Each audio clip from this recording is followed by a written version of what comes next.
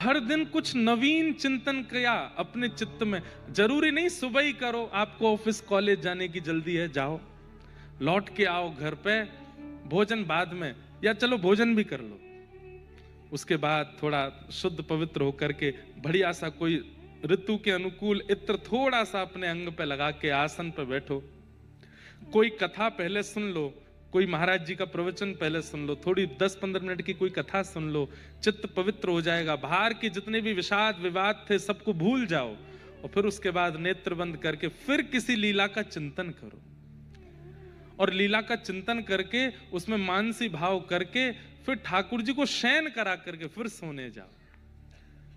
ऐसी लीला होगी, ऐसा मानसी भाव प्रकट होगा। एक दिन आप नेत्र जब अपने मानसी से खोलेंगे तो हो सकता है हृदय के ठाकुर जी सन्मुख ही बैठे हों, सामने ही आ जाएं।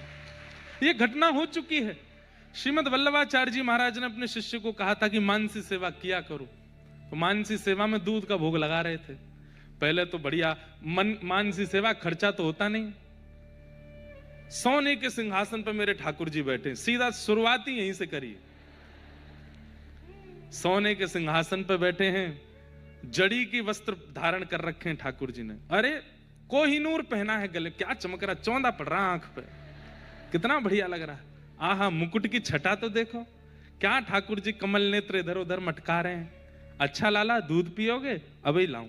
धौरी गैया? नहीं नहीं, धौरी औरी गैया को दूध नहीं, सुरभि गैया आ रही है स्वर्ग से, वहां को दूध निकारूंगो, वहां को दूध निकारो, दूध में से सुगंधी आ रही। मानसी में ही सोच रहा है।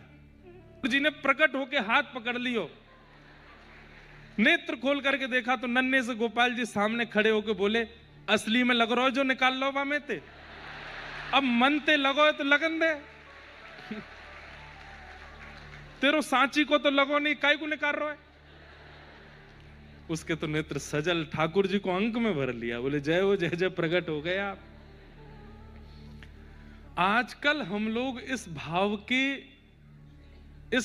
के द्वार पे भी नहीं पहुंच पाते, मानसी के भाव के। क्यों?